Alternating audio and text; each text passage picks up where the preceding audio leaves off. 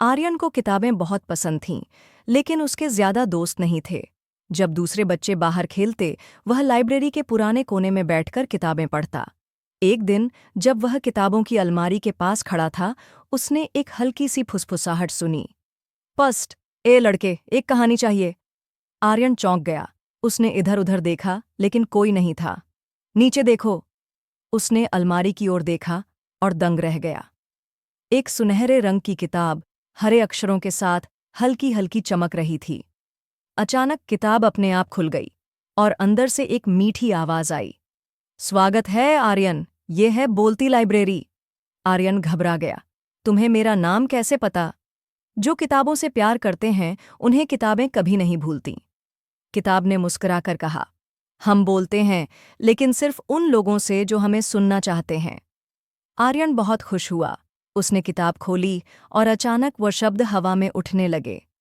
धीरे धीरे वे चलती फिरती तस्वीरों में बदल गए।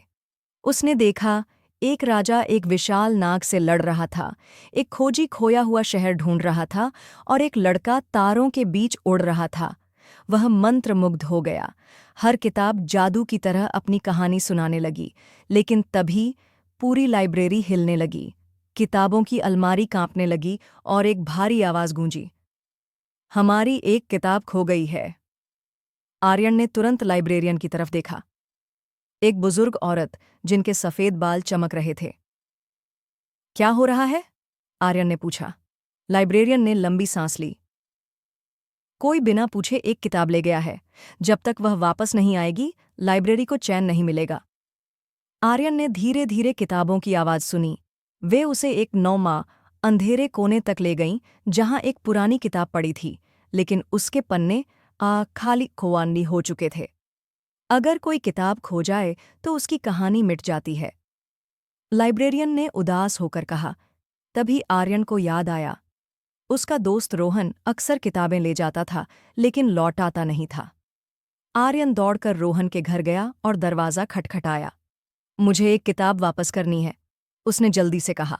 रोहन झिझकते हुए अंदर गया और माने एक फटी हुई पुरानी किताब अंस ले आया।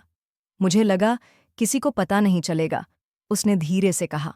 आर्यन भागकर लाइब्रेरी पहुंचा और किताब को अलमारी में रख दिया। जैसे ही किताब ने अपनी जगह ली, एक तेज सुनहरी रोशनी फैल गई। शब्द हवा में तैरने लगे और धीरे धीरे किताब में वापस आ गए। पूरी लाइब्रेरी सांस लेते हुए शांत हो गई। धन्यवाद आर्यन, तुमने एक कहानी बचा ली, किताबों ने मिलकर कहा।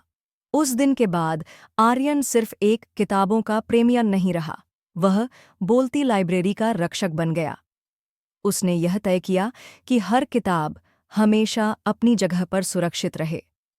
अब उसके पास सिर्फ किताबें नहीं थीं, हर कहानी